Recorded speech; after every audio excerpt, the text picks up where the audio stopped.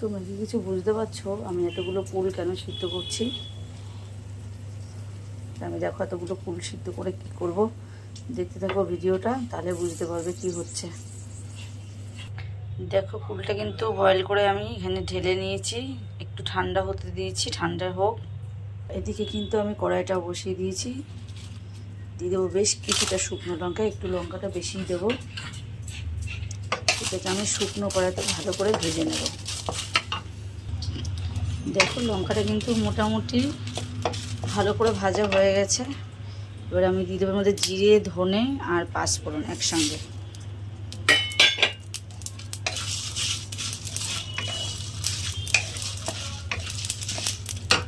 দেখো মশলাগুলো খুব সুন্দর করে লাল লাল করে ফ্রাই করে আমি নামিয়ে নিয়েছি। এদিকে কড়াইটা বসিয়ে দিয়েছি। এবার আমি কড়াইতে দিয়ে দেবো বেশ কিছুটা গুড়।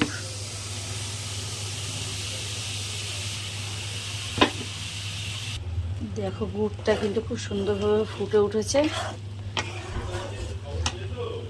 এবার আমি দিয়ে দেবো এক এক করে কুলগুলোকে। এবার তোমরা বুঝতে পারছো যেটা কি তৈরি হচ্ছে। আমি একটু হালকা করে বয়েল করে নিয়েছিলাম একটাই কারণে, অতিরিক্ত টক থাকলে সেই টকটা অনেকটাই কমে যাবে বয়েল করে নিলে। বয়েল করে সুন্দরভাবে কিন্তু জলটা ঝরিয়ে নিতে হবে, যাতে কুলের গায়ে জল না লেগে থাকে। এবার আমি সুন্দর করে একটু নাড়াচাড়া করে ঢেকে দেব।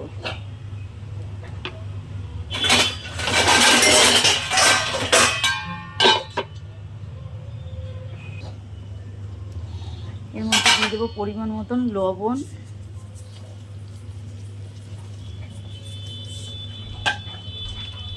এই দেখো আরেকটা জিনিস, যেটা হচ্ছে এই লঙ্কা দুটো আমার ঘরে ছিল, তো আমি বললাম এই দুটোকেও একটু এই কুলের আচারের মধ্যে দিয়ে দিই। এই লঙ্কা দুটো পড়ে পড়ে নষ্ট হচ্ছে আমার ঘরে ফ্রিজের মধ্যে, ওই জন্য আমি ভাবলাম দিয়ে দিই।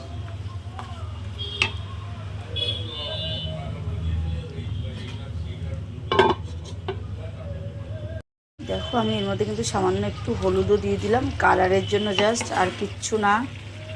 ঠিক আছে, তোমরা চাইলে হলুদটা দিতেও পারো, না হলে ওটাকে স্কিপ করে যেতে পারো, অসুবিধা নেই।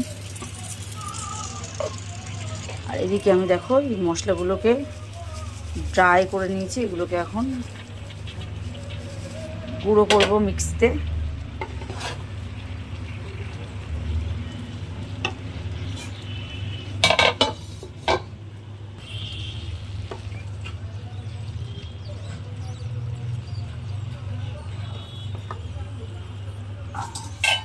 এবার আমি এটাকে লো ফ্লেমে 10 মিনিটের জন্য ঢাকা দিয়ে দেবো।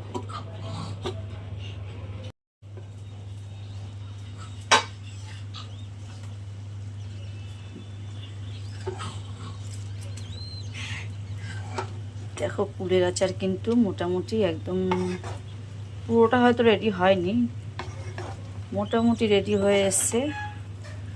আর বেশ কিছুটা সময় এটাকে ফোটালেই সুন্দরভাবে রেডি হয়ে যাবে। আমি আবার 5 মিনিটের জন্য এটাকে লো ফ্লেমে রেখে দেবো।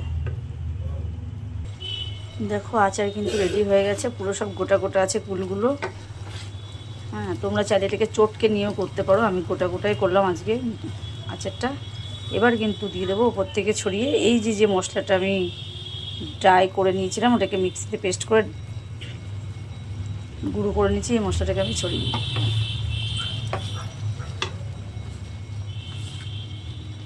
এভাবে সম্পূর্ণ মশলাটাকে ভালো করে ছড়িয়ে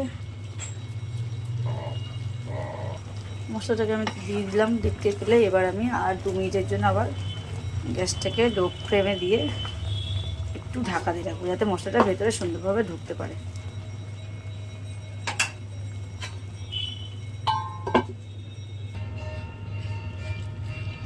দেখো রেডি হয়ে গেল তাহলে চাটনি, ফাইনাল এটা লুক। এবার আমি একটু প্লেটে ঢেলে এটাকে আমি ঠান্ডা করতে দেবো, কেন এই অবস্থায় কিন্তু তোমরা কাচের বয়াম বলো, প্লাস্টিকের কৌটো বলো, যাতেই বলো, তুলতে পারবে না।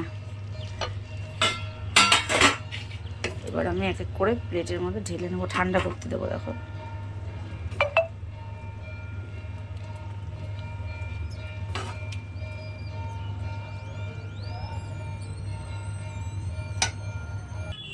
দেখো আমি সুন্দর করে থালার মধ্যে ঢেলে নিয়েছি ঠান্ডা করার জন্য। এবার আমি দিয়ে দেবো উপর থেকে আর একটু ভাজা মশলার গুঁড়োটা ছড়িয়ে দেবো।